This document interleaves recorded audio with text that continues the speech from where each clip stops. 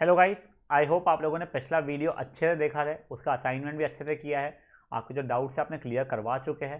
बेटा आज हम थोड़ा आगे बढ़ने वाले हैं, बट आगे बढ़ने के पहले फटाफट एक रिवीजन ले लेते हैं जो हमने पिछले लेक्चर में पढ़ा था। क्या? साउंड। साउंड का डेफिनेशन क्या था? It is a form of energy which produces sensation of hearing in are years. फिर हम लोगों ने कहा था साउंड प्रोड्यूस कैसे होता है। वो प्रोडक्शन के पहले हम लोगों ने क्या किया था, एक एक्टिविटी किया था जिसमें ट्यूनिंग फोक को टैप पे मारा था। फिर हम लोगों को वो वाइब्रेट हो रहा था, वो देखने के लिए हमने पानी में डुबाया था, आवाज़ हमें आ रही थी, तो हमने रिलेट किया कि आवाज़ वाइब्रेशन से कारण आती है। ठीक है। फिर हम लोगों ने क्या देखा था, वाइब्रेटिंग ऑब्जेक्ट्स आवाज़ प्रोड्यूस करते हैं, बट वाइब्रेशन का मतलब होता क्या है? बट वाइब्रेशन का मतलब होता है rapid to and fro movement of an object. हम लोगों ने अलग अलग वाइब्रेशन के एग्जाम्पल देखे थे। एक तो ट्यूनिंग फोक वाला देख लिया था, हम जो बोलते तब हमारा वोकल कॉर्ड वाइब्रेट होता है, जब चिड़िया वगैरह उड़ती है तब उनके जो विंग्स होते हैं वो फ्लैप करते हैं, या बजिंग ऑफ बी, ये सब की सब क्या है, वाइब्रेशन के ही है बेटा। और अलग अलग तरीके जो साउंड प्रोड्यूस कर सकते हैं वाइब्रेशन के थ्रू, वो क्या था? प्लकिंग था, स्क्रैचिंग था, रबिंग था, ब्लोइंग था और शेकिंग वगैरह था। ये सब चीज़ें भी हमने देखे थे। फिर प्रपोगेशन ऑफ साउंड देखा था। प्रपोगेशन मतलब फैलता कैसे, तो उसके लिए मीडियम का डेफिनेशन देखा था, क्योंकि मीडियम की ज़रूरत होती है। इस चीज़ के बारे में अपन आज पढ़ने वाले हैं कि इसको मैकेनिकल वेव बोलेंगे। ये सब कुछ क्या है देखेगा, चिल मारो। पहले मीडियम का डेफिनेशन देख लेते हैं। It is a matter of substance through which sound is transmitted. Sound ही हमारा वाइब्रेशन भी है, तो वाइब्रेशन इज ट्रांसमिटेड बोलोगे तो भी चल जाएगा। अब बेटा मीडियम आपका सॉलिड भी हो सकता है, लिक्विड भी हो सकता है, गैस भी हो सकता है। मेजरली हम लोग गैस के थ्रू ही हमारा साउंड ट्रैवल करता है जब हम लोग बातें करते हैं एक दूसरे से। ठीक है। तो पर ये पूरा का पूरा प्रोसेस क्या है वो बताओ। तो देखो, जब एक ऑब्जेक्ट वाइब्रेट होता था हमारा, तो ऑब्जेक्ट अगर वाइब्रेट हो रहा है मतलब साउंड प्रोड्यूस कर रहा है, तो उसके साथ जो पार्टिकल्स अटैच्ड है मीडियम के, मान लो ये ऑब्जेक्ट था, ड्रम था मान लो, ये हवा है, तो इससे जो पार्टिकल्स इससे अटैच है वो इसके मूवमेंट के कारण इसमें एनर्जी आएगी, तो ये मूव करना शुरू करेगा। जब ये मूव करेगा तब ये रुक जाएगा, फिर जब ये मूव कर रहा था तब इसके बाजू वाला एडजेसेंट पार्टिकल फिर मूव करेगा। ऐसे ही अपनी एनर्जी को ट्रांसफर करते रहेगा। कब तक है? जब तक कि आपके ईयर तक वो आवाज़ नहीं आ जाती है। तो बेटा अपन ने एक चीज़ नोटिस किया कि आपकी आवाज़ वहाँ तक पहुँचेगा, तो आपका पार्टिकल वहाँ तक नहीं पहुँचा, पार्टिकल्स ने अपनी एनर्जी को ट्रांसफर करते करते करते करते पहुँचाया है। ठीक है। तो वेव का डेफिनेशन क्या है? It is a vibratory disturbance in a medium which carries energy from one point to another without their being a direct contact. मतलब ड्रम में और आपके कान के बीच में डायरेक्ट कॉन्टैक्ट होता नहीं है, बट वो अपनी एनर्जी ट्रांसफर कर पाती है। यही साउंड में होता है, इसीलिए साउंड को हम लोग एक वेव बोलते हैं। इसमें particles do not move forward themselves, they vibrate and transfer energy to adjacent particles. यहाँ तक ठीक है सब कुछ? चलिए ठीक है। अब हम लोग थोड़ा सा आगे देखने वाले, वही जो चीज़ें अपन लोगों ने कल देखी थी उससे रिलेटेड है। सिंपल है, आपको इतना इशू नहीं होगा। देखिए क्या होता है ना, जब आपकी ट्यूनिंग फोक मूव करती है, टू एंड फ्रो मूव करती है, मान लो उसे टू मूव किया, वो आगे मूव की, यानी मान लीजिए ये हमारी ट्यूनिंग फोक थी, हमारे ओरिजिनल इसमें कुछ ऐसे, सॉरी मैं आपको बताता हूँ मैं क्या करना चाहता हूँ, एक सेकंड जाइए। सब कुछ अभी इक्विलिब्रियम पे, अभी कोई कुछ मूवमेंट हुआ नहीं है, ठीक है ना।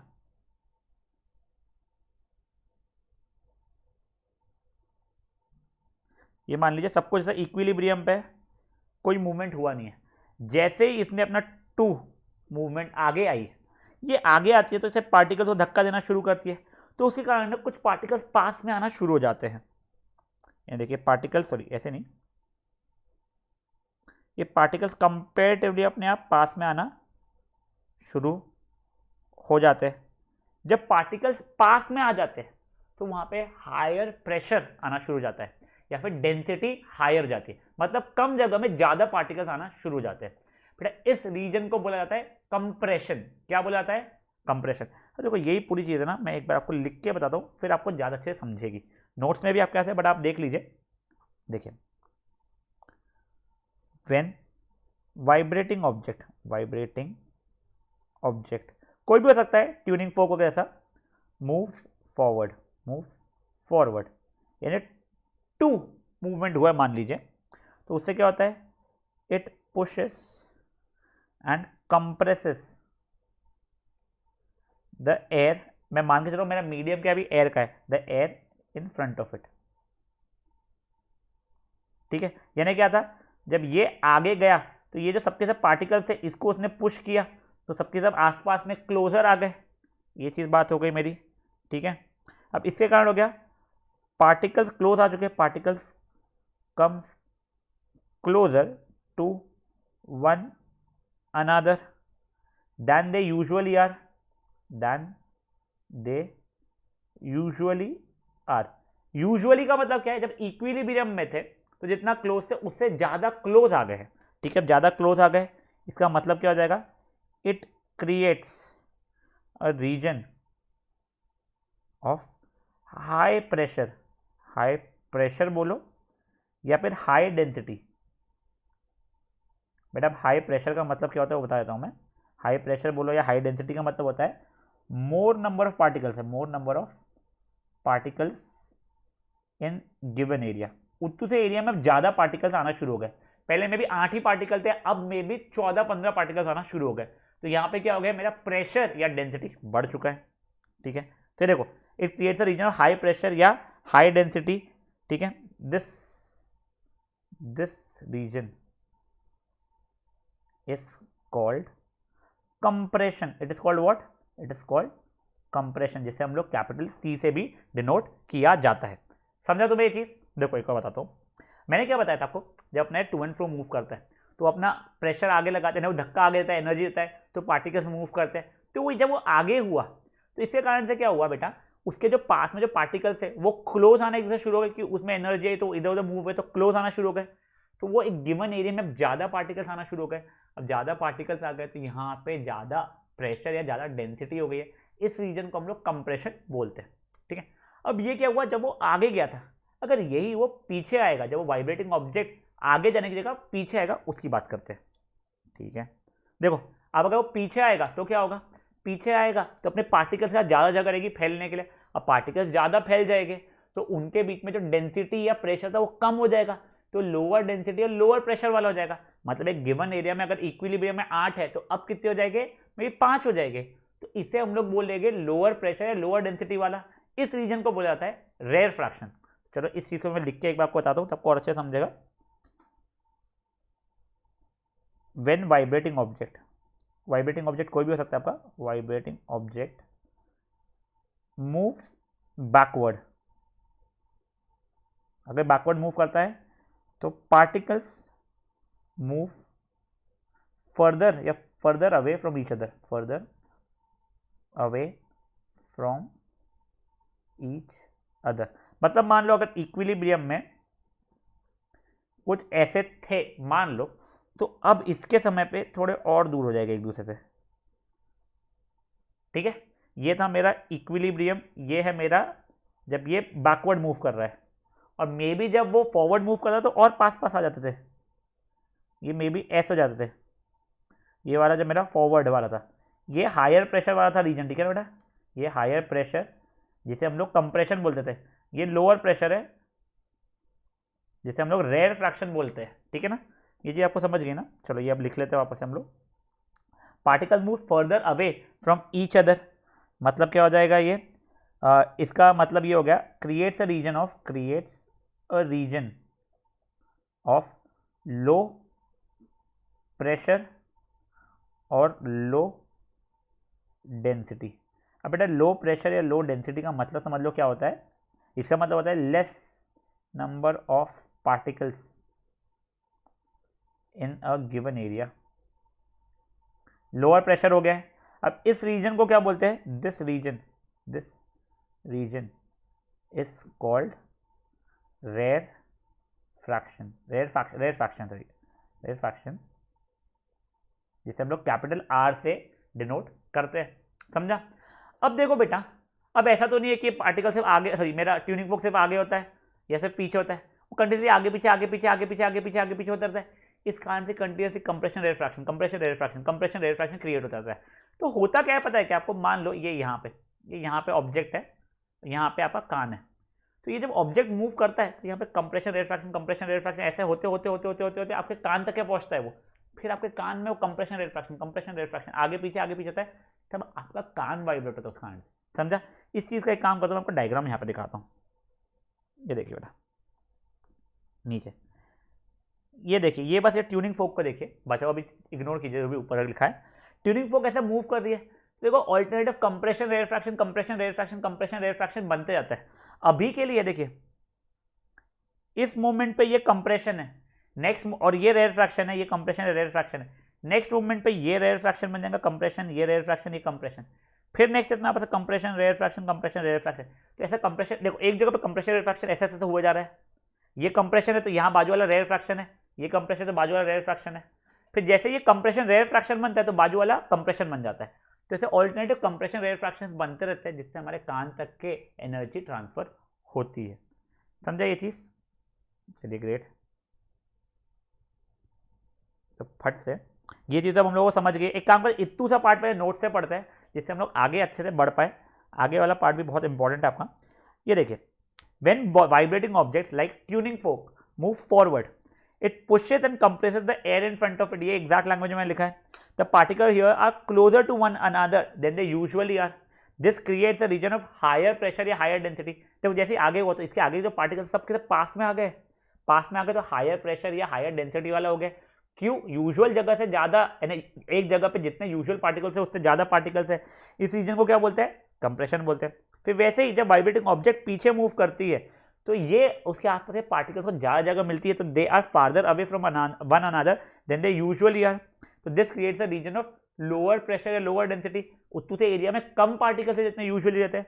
This region is called rarefaction, जिसे हम कैपिटल आर से रिप्रेजेंट करते हैं। अब ये देखिए, as a vibrating object moves to and fro या फॉरवर्ड एंड बैकवर्ड रैपिडली, कई बार होता है, तो series of compression rarefactions are form.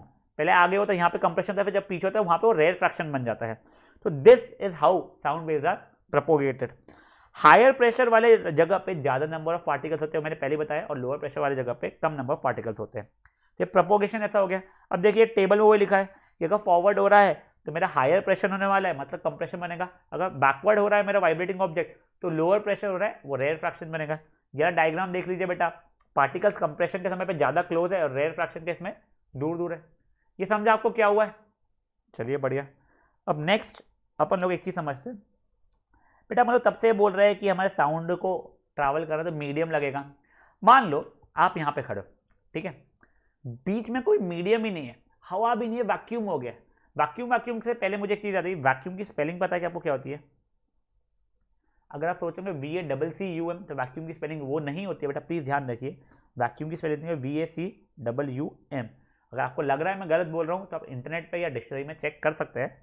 तो अगर मेरे नोट्स में आपको VACWM लिखा हुआ दिखेगा तो ये मत सोचना ये स्पेलिंग गलत हो गई है। बची हुई चीज़ों की स्पेलिंग गलत हो भी सकती है बेटा, बट इस चीज़ की स्पेलिंग गलत नहीं हुई है बेटा। वैक्यूम की स्पेलिंग VACWM होती है।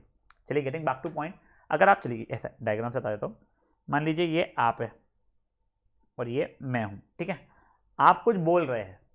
अब बेटा अगर बीच में कोई मीडियम ही नहीं है, मतलब वैक्यूम है, तो यहाँ पे का आपने जो एनर्जी दी है वो एनर्जी कोई पार्टिकल को मिलेगी नहीं। जो पार्टिकल से यहाँ वाले पार्टिकल फिर यहाँ से ये वाले पार्टिकल करते करते करते करते मेरे कान तक पहुंच पाए, तो मुझे आवाज आने ही नहीं वाली है आपकी। इसका मतलब क्या हुआ? मुझे आपकी आवाज सुनने के लिए एक मीडियम होना जरूरी है, या बोलना चाहिए कि आवाज के ट्रैवल होने के लिए मीडियम का होना बहुत जरूरी है। इसीलिए जिन एनर्जीज को ट्रैवल करने के लिए हमें मीडियम की जरूरत पड़ती है उसे हम लोग बोलते हैं मैकेनिकल वेव्स। क्या बोलते हैं हम उसे? मैकेनिकल वेव्स बोलते हैं। तो देखिए sound, it needs a medium to travel. क्योंकि इसे मीडियम लगता है इसलिए उसे क्या बोला जाता है? इसलिए इसे बोला जाता है मैकेनिकल वेव। और कोई मैकेनिकल वेव का सर एग्जांपल दीजिए। तो बेटा देखो, आप पानी के अंदर पत्थर डालते हो, रिपल बनता है, वो भी एक मैकेनिकल वेव है। तो ऐसी भी कोई फॉर्म ऑफ एनर्जी होती है जिसको ट्रैवल करने के लिए हमें मीडियम की जरूरत ना पड़े। ठीक है बेटा, लाइट। बेटा बीच में एयर या वैक्यूम है, यानी वैक्यूम है, सर एयर है ही नहीं, वैक्यूम ही है, तो भी लाइट ट्रैवल करती है ना। बेटा सन से अर्थ तक क्या आती है? बीच में तो कितनी जगह पे वैक्यूम है, तब भी आती है। ऐसी वाली को बोला जाता है, देखिए, energy which do not need medium, इनको बोला जाता है इलेक्ट्रोमैग्नेटिक वेव्स। क्या बोला जाता है? Electromagnetic waves. सर और भी कोई एग्जांपल दीजिए। तो और इसमें इंफ्रारेड वेव्स हो गया, रेडियो वेव्स हो गया, ये भी आप एग्जांपल लिख सकते हो किसमें? इलेक्ट्रोमैग्नेटिक वेव्स में। तो चलो इतू से पार्ट को आपस से अपन लोग नोट से देखते हैं।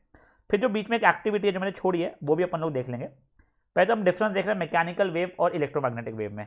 Mechanical waves require a medium to transport their energy. ठीक है, अगर मीडियम नहीं होगा तो हमारी एनर्जी ट्रांसपोर्ट नहीं होगी। एग्जाम्पल क्या हो गया, साउंड हो गया या फिर रिपल्स क्रिएटेड इन वाटर हो गया। इलेक्ट्रोमैग्नेटिक वेव क्या होते हैं, they do not require a medium in order to transport the energy from one point to another, बिना मीडियम के भी ट्रैवल कर जाएंगे। ऐसे वाले को क्या बोलते हैं, इलेक्ट्रोमैग्नेटिक वेव। एग्जाम्पल क्या हो गया, लाइट बेस्ट एग्जाम्पल है। सर वैसे मैकेनिकल वेव्स पे ही अपन कॉन्सेंट्रेट करने वाले सर, इलेक्ट्रोमैग्नेटिक वेव्स पे कॉन्सेंट्रेट नहीं करने वाले, ठीक है। मीडियम तो आपको पता ही है, सॉलिड लिक्विड गैस कुछ भी हो सकता था, ठीक है। अब बेटा देखिए ये एक एक्टिविटी है, ये बहुत प्यारी एक्टिविटी है, इसके बाद कई बार क्वेश्चन पूछा था एग्जाम में, इसे थोड़ा ध्यान से देखिए। एक्टिविटी क्या है कि आपने को ये बताना है कि sound is a mechanical wave. तो अपन ने क्या किया है, एक बेल जार लिया है, आप देख सकते हैं इसके अंदर एक जार लिया है, सॉरी उसके अंदर बेल को सस्पेंड किया है, उसको कॉक से लगा दिया है, नीचे यहाँ पे एक वैक्यूम पंप लगाया हुआ है, मैंने स्विच ऑन किया तो बेल जलने लगी। पहले अंदर हवा थी, मुझे बाहर तक के बेल की आवाज़ आ रही थी, मैंने वैक्यूम पंप को एक बार दबाया, थोड़ी हवा बाहर खींच लिया, तो जो मुझे आवाज़ आ रही थी ना वो थोड़ी सी कम हो गई। तो मैंने एक बार और पंप किया, मुझे आवाज़ आना और थोड़ी कम हो गई। ऐसे मैं मल्टीपल टाइम पंप करूँगा ना तो मेरी आवाज़ की इंटेंसिटी कम होती जाएगी, मतलब मुझे कम आवाज़ आना शुरू होगी। इसका मतलब क्या हुआ, जैसे जैसे मैं मीडियम को हटाए जा रहा हूँ वैसे वैसे इंटेंसिटी और वॉइस जो मेरे कान तक पहुँची है वो कम हो जा रही है, क्योंकि क्लियरली बोल रहा है, क्योंकि आप मीडियम को हटा रहे हो इसलिए आवाज़ क्लियरली नहीं आ रही है। अगर मीडियम अंदर होता तो आपको आवाज़ आना शुरू हो जाती थी।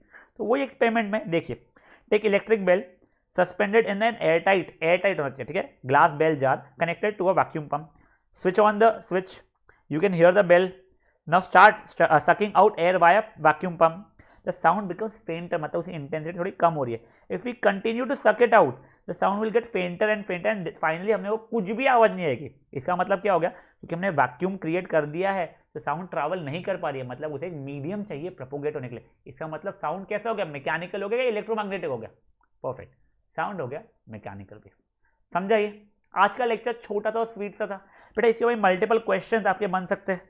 पहले तो ये रेयर फ्रैक्शन क्या होता है, कंप्रेशन क्या होता है, उसके ऊपर कंप्रेशन क्या होता है, जहाँ पे रीजन और हायर डेंसिटी या हायर प्रेशर होता है, where there are more number of particles than usually are, इसे बोलते हैं हम लोग कंप्रेशन। रेयर फ्रैक्शन क्या होता है, इसी का उल्टा बोलोगे, कंप्रेशन को कैपिटल सी से, रेयर फ्रैक्शन को कैपिटल आर से। हाउ इज साउंड प्रोपोगेटेड में आप कंप्रेशन और रेयर फ्रैक्शन के बारे में भी अब अच्छे से लिख सकते हो, डायग्राम बनाते समय आप ये प्रॉपर डायग्राम बना सकते हो। फिर नेक्स्ट आप लोगों को ऐसा आ सकता है कि sound is an sound is a mechanical wave, comment तो आपको पूरा बोलना पड़ेगा कि साउंड को क्या लगता है, एक मीडियम लगता है तभी वो ट्रैवल कर पाती है, अगर मीडियम नहीं हो तो ट्रैवल नहीं कर पाएगी। आपको अगर एक्सपेरिमेंट लिखना है तो पूरा एक्सपेरिमेंट लिख सकते हो, hence it is called electromagnetic, hence it is called mechanical wave. फिर आपको आ सकता है differentiate between mechanical wave and electromagnetic wave, तो आप ये चीज़ लिख सकते हो। अभी तक क्या समझा बेटा, अभी तक अगर आपको समझा है ना तो ग्रेट, अपना आगे का चैप्टर भी आपको अच्छे समझने आते रहेगा। आपको क्या करना है, प्लीज़ ये लेक्चर होने के बाद में आपको नोट्स अच्छे से पढ़ना है यहाँ तक है, और नोट्स पढ़ने के बाद में जो आपको क्वेश्चंस मिलते हैं उन्हें अच्छे से आपको सॉल्व करना रहेगा।